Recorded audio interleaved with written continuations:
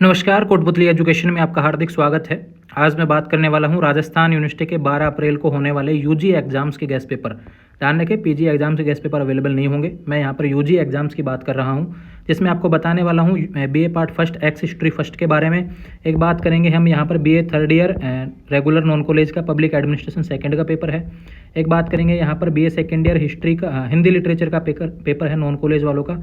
एक बात करेंगे हम यहाँ पर BSc part second chemistry second के बारे में हम बात करेंगे। सबसे पहले चलते हैं BA part first history first के विद्यार्थियों से रिलेटेड मैं बात कर लेता हूँ। स्क्रीन पर आपको देखने को मिल रहे हैं मोस्ट क्वेश्चंस। प्राचीन भारतीय इतिहास को जानने में पुरातात्विक साक्ष्य का वर्णन करो। महात्मा बुद्ध के जीवन और शिक्षाओं के बारे में बताइए। अशोक के धम्म से आप क्या समझते हैं। कनिष्क प्रथम की राजनीतिक व सांस्कृतिक उपलब्धियों का वर्णन करो। हर्ष एक विजेता व प्रशासक के रूप में इनका मूल्यांकन करो। टिप्पणियां हैं, काफ़ी टिप्पणियां मैंने लिख दी हैं। वेदांग क्या है, स्यादवाद क्या है, छोटे क्वेश्चन यहाँ पर देखने को मिल जाएंगे।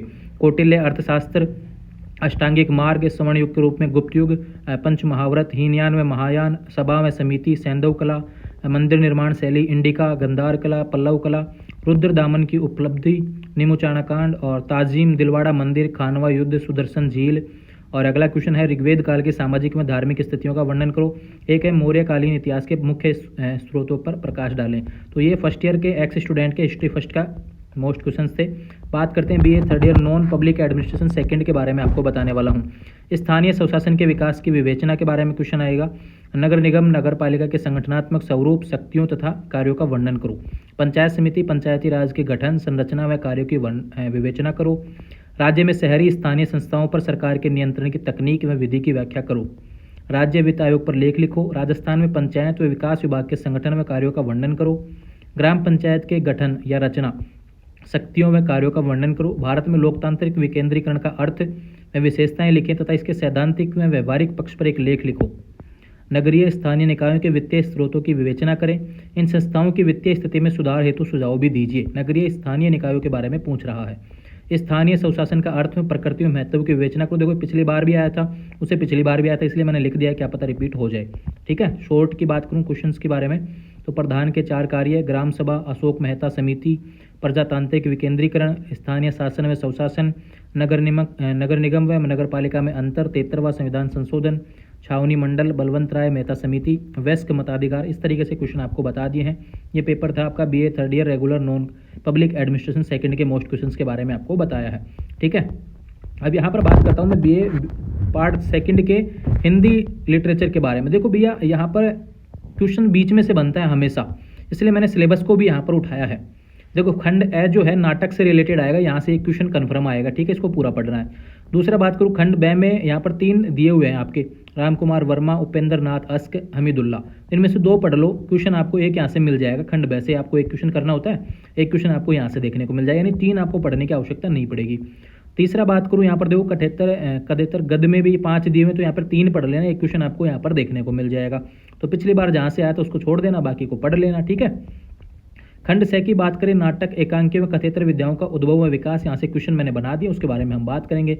देखो व्याख्याएं आती हैं 2 नाटक से, एक एकांशी से, एक कथेतर गद्य से। ये करनी बहुत जरूरी है, फ्री के नंबर आपको देखने को मिलते हैं, बस थोड़ा सा एक्सट्रीम आपको लिखना पड़ता है।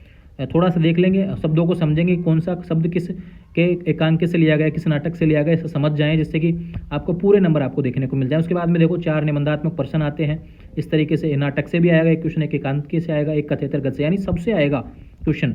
इसलिए कह रहा हूँ आपको पढ़ना इंपॉर्टेंट है। 5 दिए हुए तो 3 पढ़ जाओ, 3 में से 2 पढ़ जाओ। ठीक है, इस तरीके से आपको यहाँ पे बताया मैंने। एकांकी में 3 दी हुई है तो 2 पढ़ जाओ, 2 में से आपको एक क्वेश्चन देखने को मिल जाएगा। और खंड से में एक विषय पर टिप्पणी लिखवा लेगा, वो 8 नंबर की आएगी। क्वेश्चंस हैं आपके सामने BA second year non Hindi literature second के बारे में। 20 में सहानी नाटक की समीक्षा करो। एक है नामकरण की सार्थकता व उद्देश्य की अभिव्यक्ति की सफलता की दृष्टि से हानुस नाटक की समीक्षा करवाए। एक बूढ़ा लोहार का चरित्र चित्रण, पिछली बार नहीं आया था, इस बार आ सकता है। ठीक है, एकांकी के तत्वों के आधार पर उत्सर्ग एकांकी की समीक्षा।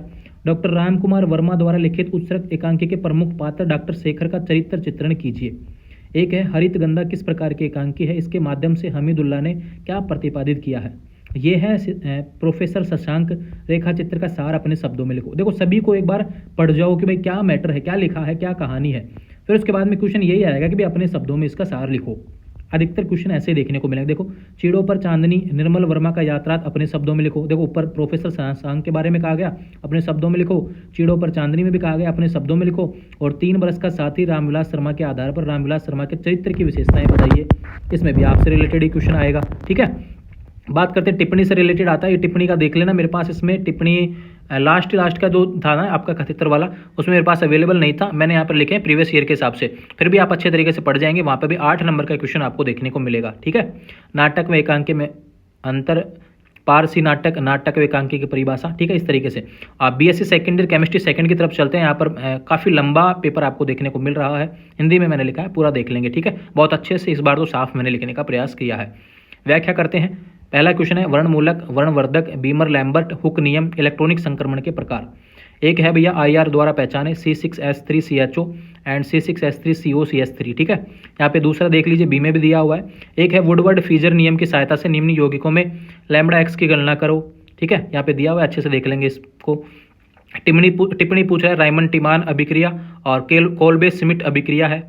निम्न अभिक्रियाओं को पूरा कीजिए। तो यहाँ पे 2 अभिक्रिया लिखी हैं, इसको देख लेंगे। ठीक है, क्या निकलेगा इनके बन के, उसके बारे में बताना है। अम्ल व क्षार व उत्प्रेरक द्वारा एपोक्साइड विलय खुलने की प्रक्रिया के बारे में आएगा।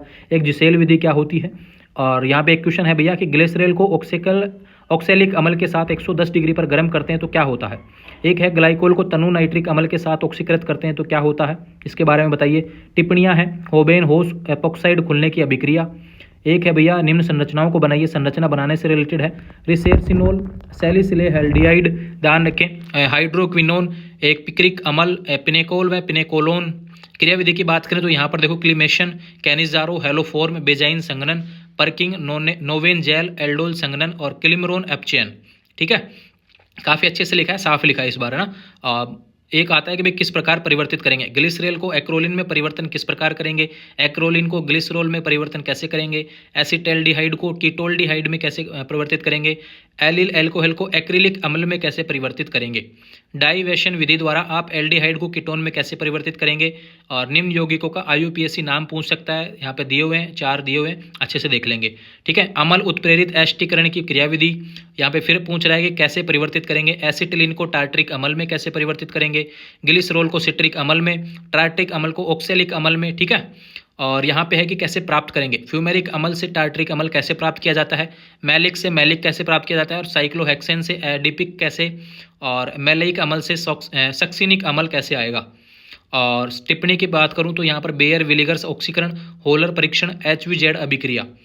फिर बात करें अगली टिप्पणी के बारे में, कार्बेन अमीन अभिक्रिया, डाई एजोटीकरण, हाफमान ब्रोमाइड, ग्रैम्बिल थैलेमाइड, एजो संयुग्मन, बेल्ज सीमेन और हिंसबर्ग विधि। कैसे प्राप्त करेंगे, एल्किनिल से, फ्लोरोबेंजीन 135 टाइब्रोमोबेंजीन बाइफेनिल। और ध्यान रखें बल्ज सीमान अभिक्रिया, हाफमान मस्टर्ड ऑयल अभिक्रिया और बेंजीन नाइट्रिकरण क्रिया विधि। तो इस तरीके से 12 अप्रैल के एग्जाम्स के मोस्ट क्वेश्चंस आपको 3 दिन पहले अवेलेबल करवा दिए हैं। थोड़े ज़्यादा क्वेश्चन लिखे हैं, अच्छे से पढ़ के जाना है। पूरा पेपर आपको यहाँ से देखने को मिल जाएगा, अच्छे से पढ़ेंगे। पिछली बार भी क्वेश्चन काफ़ी मिल रहे थे, इस बार भी मिल रहे हैं और मिलेंगे भैया आने वाले समय में भी। अच्छे से पढ़ेंगे और अपने साथी मित्र हैं उन तक शेयर करेंगे। खुद भी पास हुए, बाकी कोई पास हुए, और चैनल को सब्सक्राइब कर देना। ठीक है, जुड़े रहेंगे चैनल के साथ, चैनल को सब्सक्राइब करें। Thank you.